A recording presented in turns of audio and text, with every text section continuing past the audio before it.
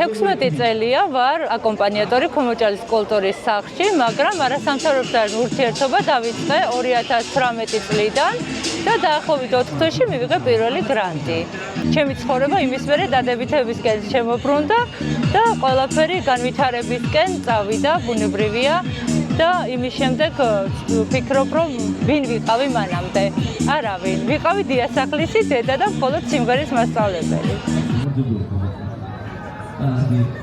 ვარ ორი მიმართულებით დღეს წარდგენილი, მაქვს ჩემი სამკერვალო თამარისი, სადაც ვაწარმოებ საბავშვო და საოჯახო თეთრეულს, გვაქვს გადაკეთების სერვისი, ასევე ვარ ბიომეურნე, სულისპირა გვაქვს, ძველი ენდემური ჯიშის არის, ჩვეულებრივი მინდვრის ლობიო გვაქვს და სხვადასხვა სარის და პარკოსანი კულტურებით ვარ დღეს თქვენს წინაშე წარდგენილი.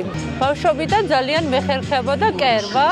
და ამის საშუალება მომეცა 2019 წელს, როცა გავხდი ასოციაცია თანხმობის წევრი, აქ მივიღე 1000 ევროიანი გრანტი, შევიძინე სამკერვალოსთვის საკერავი მანქანა და ოვერლოკი. ამასობაში წამომეწია პროექტი, ცხეთამთიანეთის რეგიონულმა ჰაბმა გამოაცხადა, ესტონელების დაფინანსებით იყო, მივიღე 2000 ევროიანი გრანტი, ავაშენე ჩემთვის იზოლირებული ოთახი, ჩემს სახლშივე და უკვე მეტად შეუდექი წარმოება თეთრეულის, როგორც საბავშვო, ისევე საოჯახო.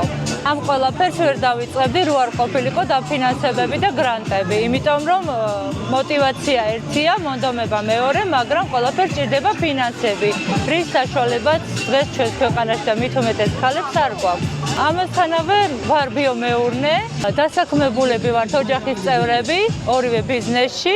ძალიან ბევრ ადამიანს უწევ დახმარებას, პროექტების შევსებაში ვეხმარები, ერთ-ერთმა მიიღო საწველი აპარატი, მეორე ჩაერთო სოფლად ცხოვრები ქალების გაძლიერების პროექტში.